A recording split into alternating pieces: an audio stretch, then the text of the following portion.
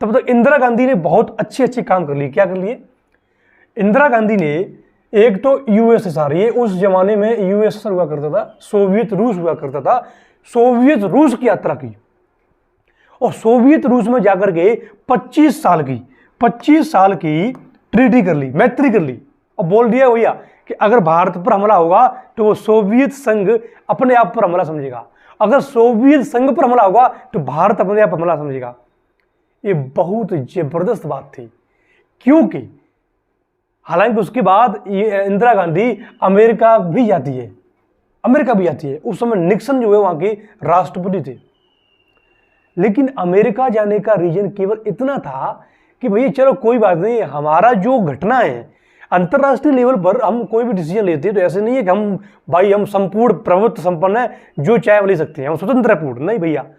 अब विश्व इस प्रकार से घुट गया है, एक दूसरे में मिल गया है कि आप अंतर्राष्ट्रीय लेवल पर कोई भी डिसीजन लेंगे तो आपको कहीं ना कहीं विश्व बिरादरी के सामने जवाबदेही तय करनी पड़ेगी।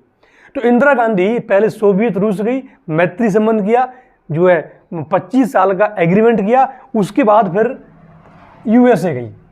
यूएसए जाने का केवल एक इतना उद्देश्य था कि भैया इनको बता दें कि हाँ भैया ठीक है, देखो भाई हम ऐसी हालत है, पूर्वी पाकिस्तान से भारत में बहुत सारे शरणार्थी आ रहे हैं, दिमाग खराब कर दिया है, हमारे ऊपर बहुत प्रेशर है, अब इसका हल क्या करें।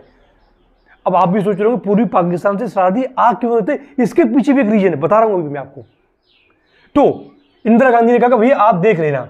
तो अब हालांकि वहां का राष्ट्रपति ऑलरेडी पाकिस्तान के पक्ष में था, वो बोल भी चुका था कि अगर तुमने तगड़ा एक्शन लिया तो अमेरिका तुम्हारे साथ नहीं है, अमेरिका पाकिस्तान के साथ। लेकिन इंदिरा गांधी ने अमेरिका की जो सिविल सोसाइटीज है, मीडिया हो गए, वहां के सांसद हो गए, उनसे मुलाकात की, अपनी हालत के बारे में बताया कि भैया ऐसी ऐसी सिचुएशन है। तो उससे कहीं ना कहीं एक दबाव बना, प्रेशर बना अमेरिका की सरकार पर। और यहाँ ये भी बात होती है कि चलो ठीक है यार, हमने बता दिया, अपनी हालत के बारे में बता दिया, तो जब हम पर कोई हमला करेगा या हम पर कोई जवाबी कार्रवाई करेगा तो हम बोल देंगे कि हम क्या करें यार, हमारी सिचुएशन ही ऐसी थी। ठीक है, उसके बाद इंदिरा गांधी सऊदी अरब गई, उसके बाद इंदिरा गांधी और भी कई सारे देशों में गई, एक पूरे वैश्विक समुदाय को कहीं ना कहीं बताया कि भैया हमारी ये हालत है, हम मजबूर हो चुके हैं, हमें पाकिस्तान पर हमला करना ही पड़ेगा। तब तक सैम मानेक साहब भाई साहब धुआं मचा रहे हैं, पूरी आर्मी को तैयार कर रहे हैं, जितने टैंक वैंक हैं उनमें तेल वेल डाल के रिपेयर करके, क्योंकि 7-8 महीने का समय मिल गया। बांग्लादेश में मैपिंग वगैरह सारी काम चल रहे हैं, रॉ एजेंसी हमारी वो एक्टिव हो चुकी है। अब धीरे धीरे करके क्या आ गया, नवंबर आ गया। क्या आ गया, नवंबर आ गया। अब 15 नवंबर के बाद की उन्होंने कह दिया था कि भैया ठीक है, आप 15 नवंबर के बाद आप कभी भी हमला कर सकते हो। तो अब नवंबर आने के बाद इंदिरा गांधी ने बुलाया कि साहब इधर आओ, सैम मानेक साहब बोलो क्या करना है। मैडम उन्होंने कहा बोलो मैडम क्या करना है, बोलो आप आदेश करो। आप बोले यार आदेश क्या करें, धुआं मचाना है। सैम मानेक साहब चालाक थे। देखो सेनापति होना, सेनापति ऐसा ही होता है, ऐसा थोड़ी कि नहीं पाकिस्तानियों के नहीं बिना कुछ सोचे समझे अपनी हालत कैसी है, भिखारी है साले, कटोरे ले रहे हैं और आक्रमण कर दिया भारत पर। सैम मानेक साहब ने कहा मैडम एक बात और मान जाओ, तुमने इतनी बात मेरी मानी, एक बात और मान जाओ। अरे मैडम ने कहा यार बोलो तो सही तुम, अरे तुम क्यों नहीं, हम आपकी बात मानेंगे, आप जो एक उच्च कोटि के सेनापति, आप जो आदेश करेंगे हम क्यों नहीं मानेंगे। हालांकि आदेश नहीं है, एक विनम्र विनती है। उन्होंने कहा कि मैडम एक बात और मान जाओ, पाकिस्तान को हमला करने दो, पहला हमला पाकिस्तान को करने दो, हम रिटेलिएट करेंगे।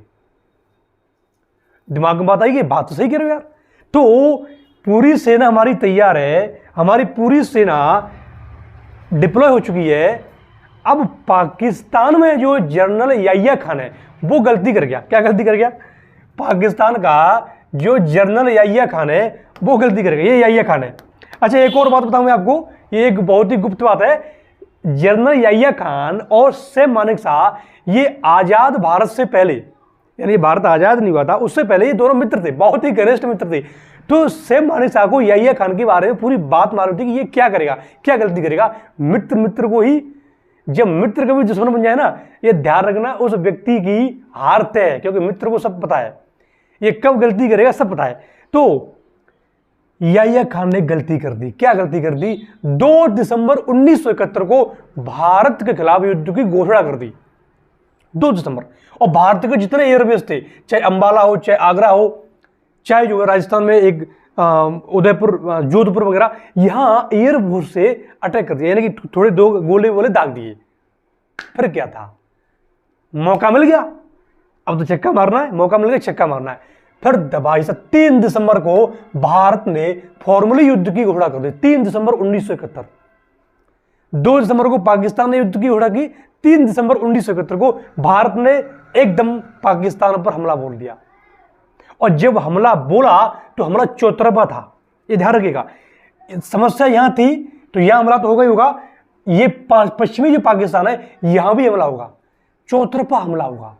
और हमला केवल थल सेना नहीं करेगी, सेम मानेकशॉ नहीं करेंगे। हालांकि वो थल सेना के अध्यक्ष थे उस समय, वायुसेना, नेवी आपकी, उनके अलग अलग अध्यक्ष थे, ऐसा नहीं है कि वो पूरे हेड थे। तो अब ये युद्ध सभी सेनाओं का हो गया। तो आपने एक पिक्चर देखी होगी, कौन सी वाली, बॉर्डर मूवी देखी है कि नहीं देखी है? आपने बॉर्डर फिल्म देखी होगी, है ना। तो बॉर्डर फिल्म में जो दृश्य दिखाया गया है वो 1971 का जंग की कहानी है। बॉर्डर फिल्म में लोंगीवाला यहाँ राजस्थान में एक जगह है जैसलमेर के पास, यहाँ लोंगीवाला, क्या है, लोंगीवाला। तो लोंगीवाला चौकी पर केवल 120 जवान थे, केवल 120 जवान, और मेजर कुलदीप चांदपुरी के नेतृत्व में ये लोग वहां थे। तो उधर से पाकिस्तानी टैंक आए और पाकिस्तान के जो आर्मी थी वो लगभग 4 से 5 हजार सैनिक, पैदल 4 से 5 हजार, ये केवल 120 लोंगीवाला पोस्ट पर। मैंने आपको क्या कहा कि भारत अब चौतरफा, यहां से भी अटैक होगा, यहां से भी धुआं मचा जाएगा हर तरह से। और उधर पूर्वी पाकिस्तान में शेख मुजीबुर रहमान के नेतृत्व में जो वहां की आवामी लीग थी वो भी तैयार थे, क्योंकि शेख मुजीबुर रहमान 1970 में जो चुनाव जीतते हैं, अब थोड़ी सी, क्योंकि देखो अब बात इसकी चल रही है तो अब मैं थोड़ा सा आपको शेख मुजीबुर रहमान के बारे